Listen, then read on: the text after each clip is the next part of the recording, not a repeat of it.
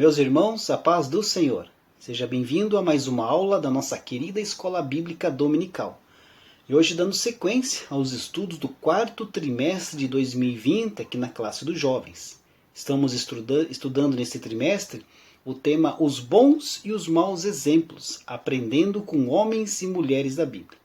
E hoje vamos estudar a lição de número 6, que tem como título Natã, falando o que Deus mandou você falar. O texto do dia se encontra em 1 Crônicas, capítulo 17, versículo 15, que diz assim: Conforme todas estas palavras e conforme toda esta visão, assim falou Natã a Davi. A síntese destaca: devemos resistir à ideia de falar em nome de Deus, as nossas próprias palavras. Queridos, a palavra de Deus é pura, transformadora e tem sido a causa de mudança na vida de milhões de pessoas por todo o mundo. Ela é verdadeira e infalível profecia.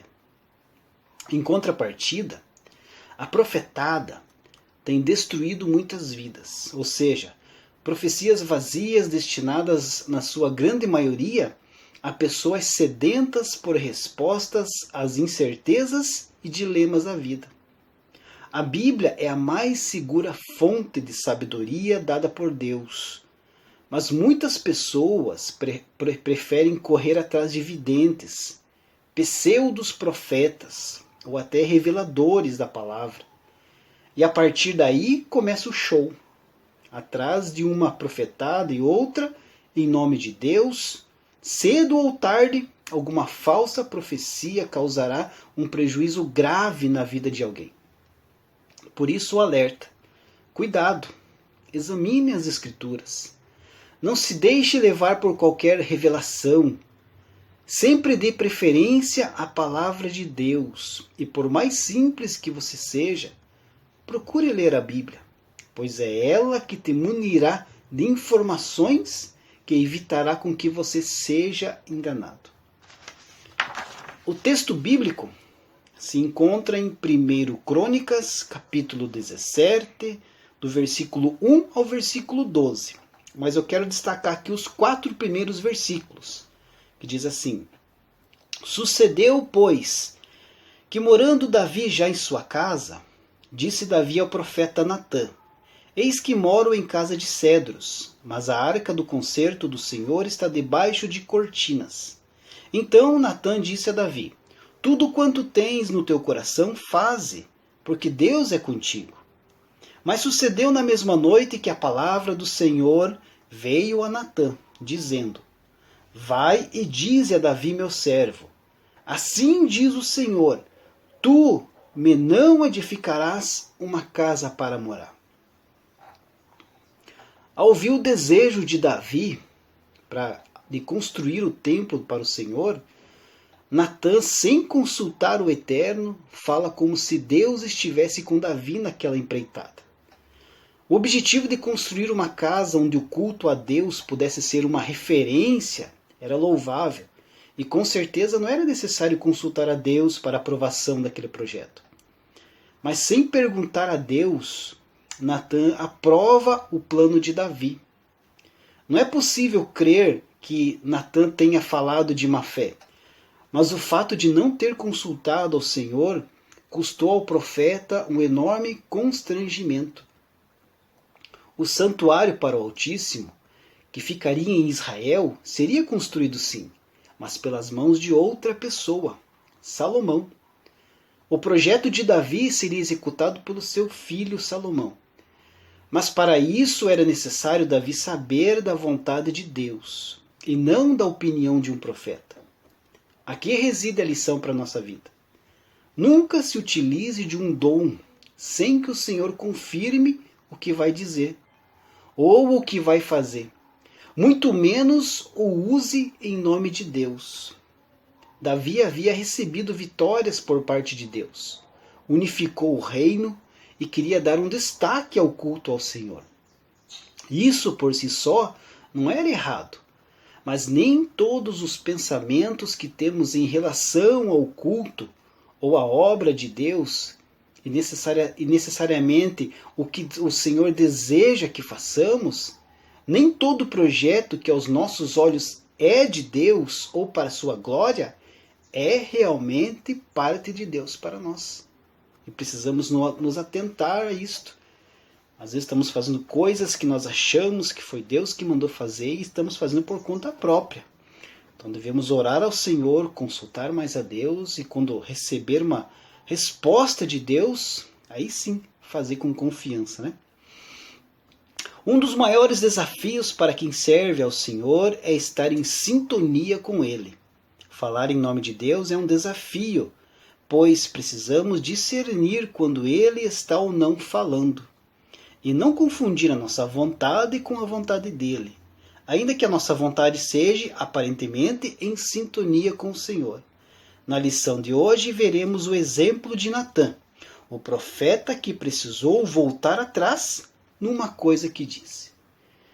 Assim como Natã, nós podemos ser tentados e motivados a falar em nome de Deus, coisas que Deus não nos mandou dizer, não é verdade? Nesse caso é preciso voltar atrás, admitir o que foi feito e deixar que Deus cumpra o seu plano através na vida de outras pessoas. Quem foi Natã? Natã é descrito em 2 Samuel como um homem de Deus, profeta, e tem sido apontado como escritor das crônicas a respeito de Davi. Ele é apresentado como uma das pessoas que auxiliou na instalação no culto na casa do Senhor, por orientação do próprio Deus, ajudando na organização dos levitas que tocariam alaúdes e harpas. Seu ministério junto a Davi e posteriormente a Salomão teve importância devido às suas ações. Sendo profeta, teve diante de si desafios com os quais só por orientação divina poderia agir. Sua ligação com a monarquia não deve nos surpreender, pois diferente do rei Saul, Davi buscava ao Senhor, e este respondia ao seu servo por diversos meios, inclusive usando pessoas como Natã. Então Natã foi um profeta que atuou junto à monarquia, diretamente à monarquia. A sua função no reino não era fácil, pois ele tinha como função apontar os erros dos reis, sacerdotes e do povo, quando esses se desviavam das leis do Senhor. Nem todos os monarcas aceitavam serem confrontados e exortados pelos profetas.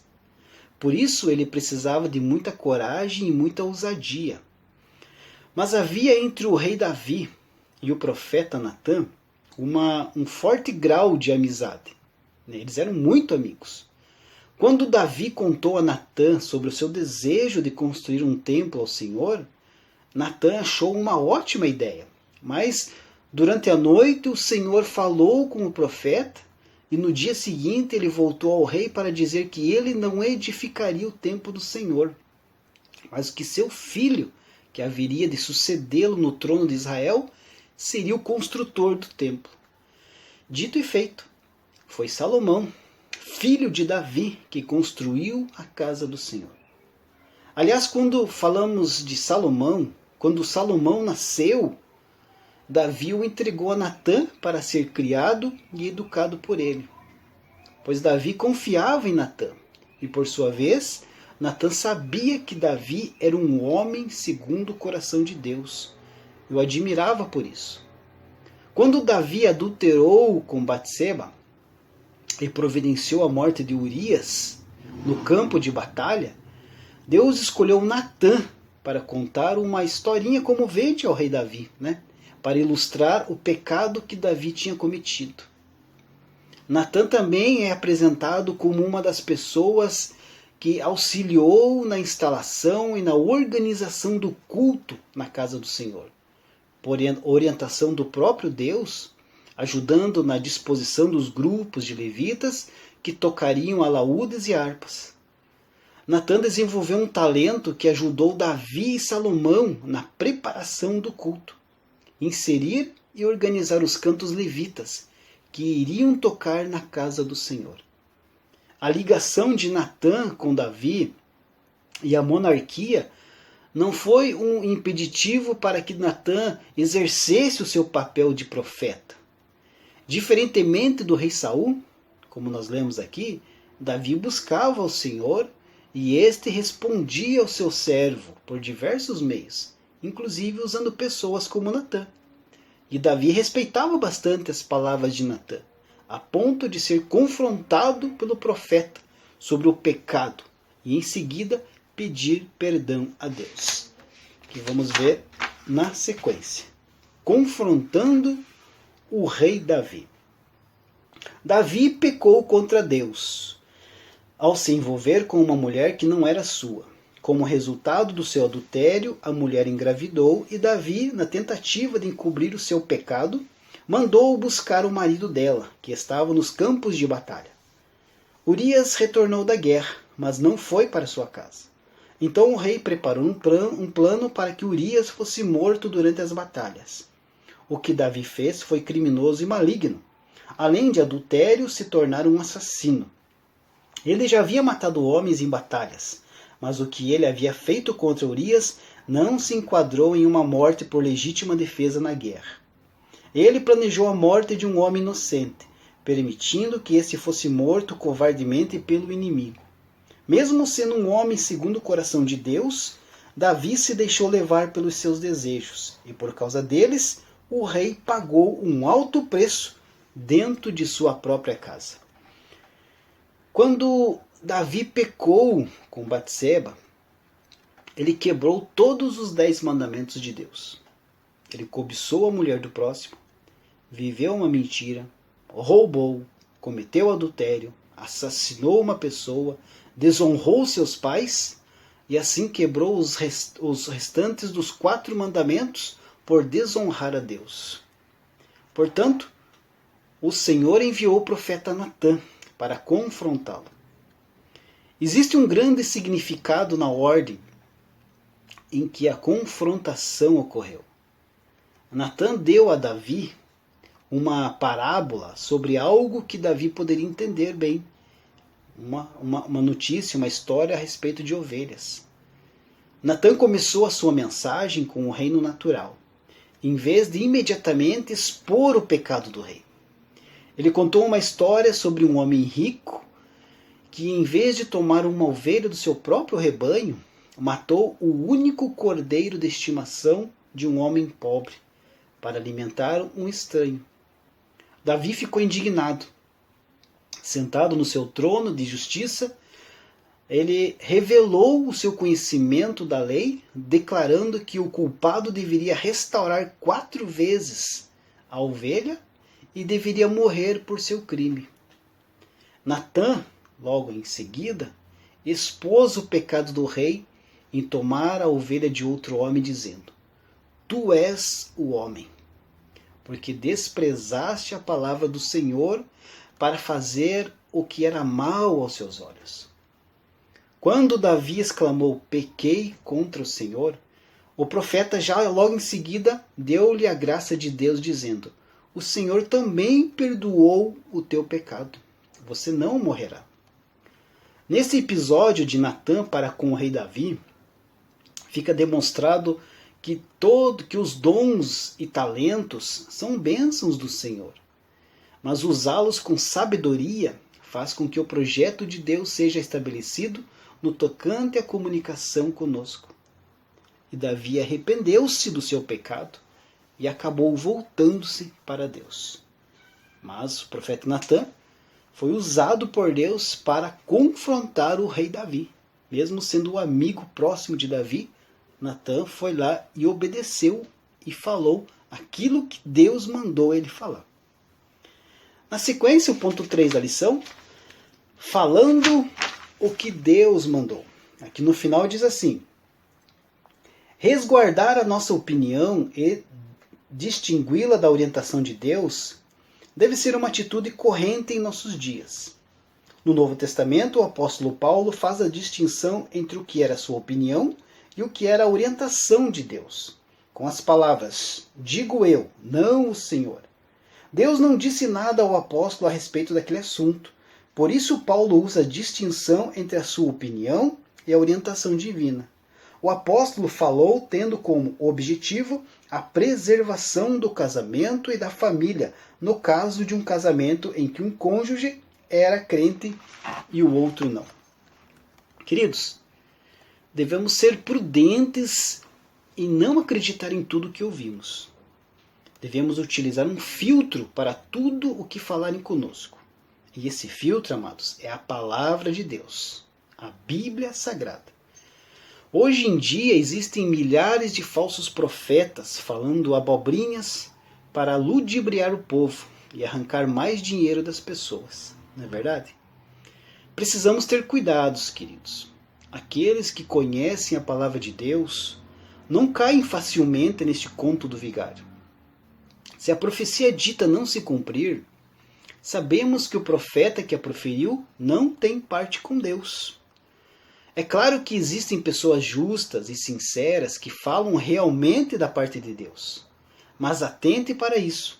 As profecias verdadeiras não deixam confusão e são direcionadas para um propósito específico. Queridos, quero deixar bem claro aqui que eu não sou contra profecias e nem contra os profetas de Deus. O que quero dizer é que prefiro que o Senhor fale diretamente comigo, por mais dura que seja a mensagem, mas busco a Deus antes de qualquer coisa para saber dele, se aquilo é a vontade de Deus. Deus usa profetas, mas Deus também pode usar mulas, pedras, o que ele bem quiser. Se você não estiver atento, acabará andando longe da vontade de Deus. E isso, queridos, não é nada bom. Pense nisso. E cuidado com essas profecias que têm sido lançadas nos nossos dias.